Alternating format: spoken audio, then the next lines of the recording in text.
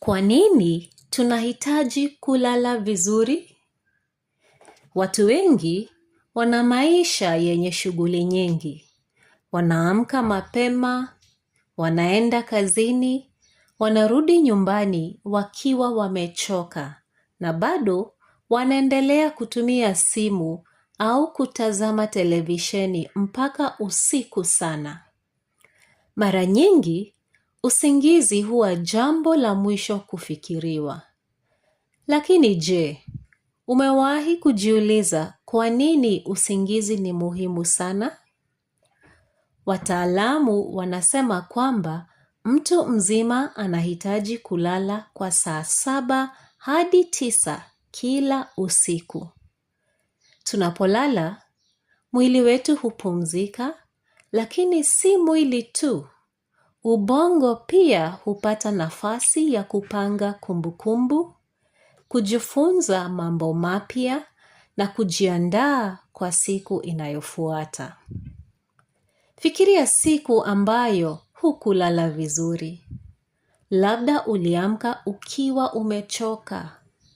Hukuweza kuzingatia kazi zako. Au ulikuwa na hasira kwa mambo madogo. Hiyo ni kawaida. Usingizi duni unaweza kuathiri jinsi tunavyofikiri, jinsi tunavyohisi, na hata jinsi tunavyoongea na watu wengine. Kwa upande mwingine, mtu anayepata usingizi wa kutosha huwa na nguvu zaidi.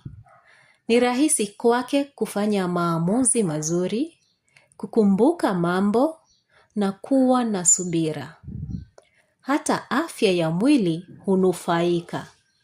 Usingizi mzuri unaweza kusaidia moyo, kinga ya mwili na hata kupunguza msongo wa mawazo. Lakini tunawezaje kuboresha usingizi wetu? Kwanza, ni vizuri kulala na kuamka kwa wakati unaofanana kila siku. Pili, epuka kutumia simu au kompyuta dakika chache kabla ya kulala.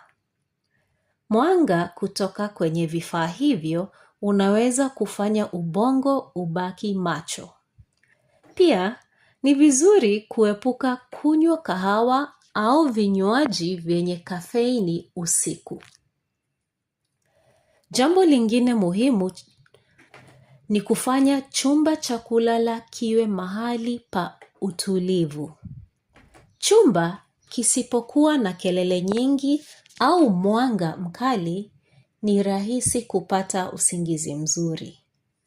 Bila shaka, kila mtu huwa na usiku ambao hawezi kulala vizuri. Hilo ni jambo la kawaida. Kilicho muhimu ni kujenga mazoea mazuri ya kulala kila siku. Kadri tunavyolala vizuri, ndivyo tunavyokuwa na afya bora, nguvu zaidi na uwezo mzuri wa kufurahia maisha. Kwa hiyo, wakati mwingine tunapofikiria jinsi ya kuboresha afya yetu, hatuhitaji kuanza na mambo makubwa. Labda, hatua ya kwanza ni kuhakikisha tunapata usingizi wa kutosha kila usiku.